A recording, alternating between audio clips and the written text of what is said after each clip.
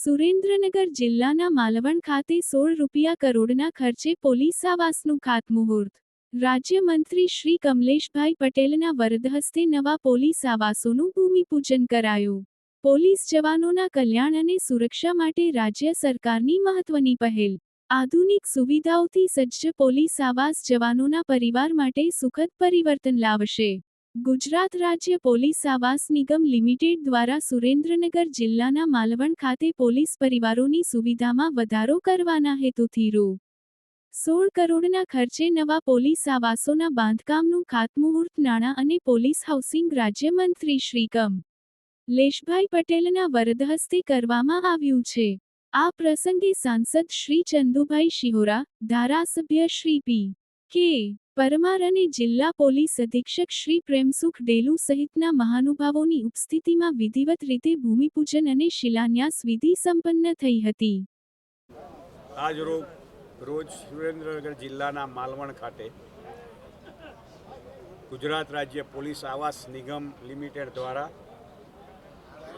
Modernisation of police force અંતર્ગત કુલ 16 કરોડના ખર્ચે કોન્સ્ટેબલ કક્ષાના કર્મચારીઓ માટે, પીએસઆઈ કક્ષાના કર્મચારીઓ માટે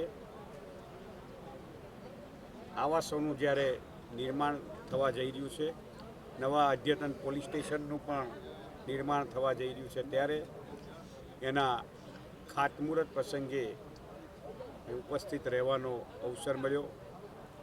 મારી સાથે આ વિસ્તારના લોકપ્રિય સાંસદ ચંદુભાઈ શિવાજી, અમારા આદરણીય વિસ્તારના ધારાસભ્ય પી. કે.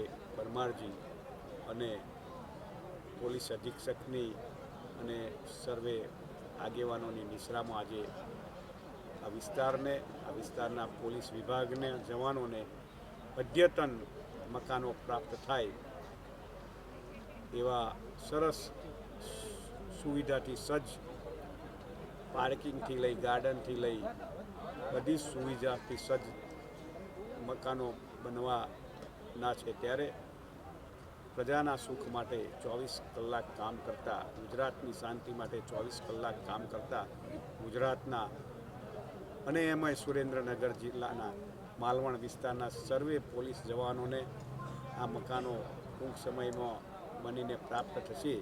ત્યારે ખરેખર એમના પરિવારો માટે પણ એક સરસ નવા મકાનોમાં રહેવાનો અવસર થશે અને ગુજરાત સરકારના આદરણીય મુખ્યમંત્રી ભૂપેન્દ્રભાઈ પટેલ સાહેબ અને ડેપ્યુટી સીએમ હર્ષભાઈ સંઘવી સાહેબનું એક લક્ષ્યાંક છે કે ગુજરાતની શાંતિ માટે 24 કલાક કામ કરતા પોલીસ જવાનોને જલ્દીમાં જલ્દી એમને મકાનો પ્રાપ્ત થાય એ રીતના લક્ષ્ય સાથે ગુજરાત સરકાર ચાલી રહી છે. ત્યારે ગુજરાતના